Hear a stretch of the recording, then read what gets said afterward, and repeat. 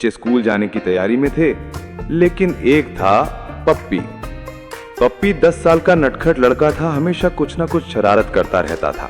उसका सबसे बड़ा सपना था कि गांव के ठेले वाले रामू काका के समोसे फ्री में खाना।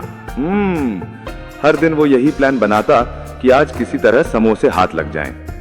सुबह का समय, सड़क किनारे रामू काका का ठेला लगा था। गरम तेल में तड़कते समोसे की खुशबू पूरे गांव में फैल रही थी। काका आवाज लगा रहे थे, आओ भैया आओ, गर्मा गर्म समोसे, आलू वाले समोसे। पप्पी दूर से झांक रहा था। उसके मुंह में पानी आ गया। वो धीरे धीरे पेड़ के पीछे छिप गया और बोला, आज तो एक समोसा तोड़ के रहूंगा। पप्पी ने पहली कोशिश की एक पत्थर फेंककर ध्यान भटकाना। पत्थर ठक से काका के तवे में गिरा। तेल उछलकर काका के कपड़ों पर पड़ा। रामू काका बोले, अरे राम राम, कौन है ये आतंकी बच्चा?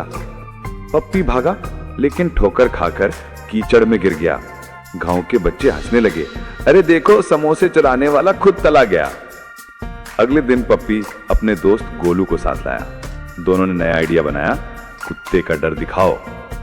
गोलू ने बोला, मैं आवाज निकालूंगा, भौं भौं, तू पीछे से समोसे उठा लेना। जैसे ही उन्होंने कोशिश की, गोलू ने भौं भौं की जगह म्याऊं म्याऊं कर दिया। रामू काका बोले, अरे कुत्ता तो बिल्ली बन गया रे, और दोनों को पकड़कर ठेले की सफाई करवाई।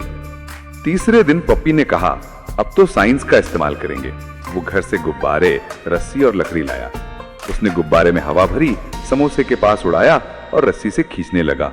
गुब्बारा उड़ गया, पर समोसे नहीं आए, बल्कि गुब्बारा रामू काका के मुंह पर फूटा। बलून!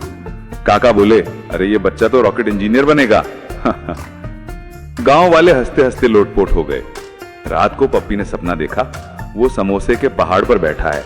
चारों तरफ से समोसे बरस रहे हैं। पप्पी राजा जिंदाबाद। अचानक रामू काका समोसे के बादल पर प्रकट हुए और बोले, अब खा ले बेटा, लेकिन उठ जा, स्कूल देर हो जाएगी। और पप्पी की नींद खुल गई। पेट में आवाज आ रही थी, अगले दिन काका ने खुद प्लान बनाया। उन्होंने एक नकली समोसा बनाया, अंदर आलू की जगह हरी मिर्च भर दी। पप्पी ने जैसे ही मौका मिला समोसा झपट लिया और दौड़ पड़ा। लेकिन जैसे ही उसने पहला कौर लिया, वो कुएं की तरफ भागा, बाल्टी से पानी पिया और बोला, काका आज तो जीभ जल गई। काका बोले, बेटा चोरी का माल हमेशा जलाता है। अगले दिन पप्पी शर्मिंदा होकर बोला, काका अब मैं चोरी नहीं करूंगा, बस थोड़ा सा समोसा दे दो। काका मुस्कुराए। अरे बेटा, मांगने वाला कभी भूखा नहीं रहता। उन्होंने पप्पी को 2 समोसे दिए और बोले, हर शनिवार तू मेरी मदद करेगा और इनाम में फ्री समोसा मिलेगा। उस दिन से पप्पी बन गया समोसा असिस्टेंट। धीरे धीरे पप्पी ने काम सीख लिया।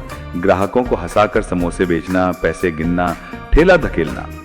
गांव वाले अब कहते, अरे देखो, वही पप्पी जो समोसे चुराता था अब बेच रहा है। और पप्पी गर्व से कहता, हाँ, अब मैं समोसे का सीईओ हूं। 1 साल बाद गांव में मेले का दिन आया।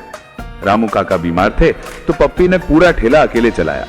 उसने इतने समोसे बेचे कि पूरा ठेला खाली हो गया। काका बोले, बेटा अब तू मेरा असली वारिस है।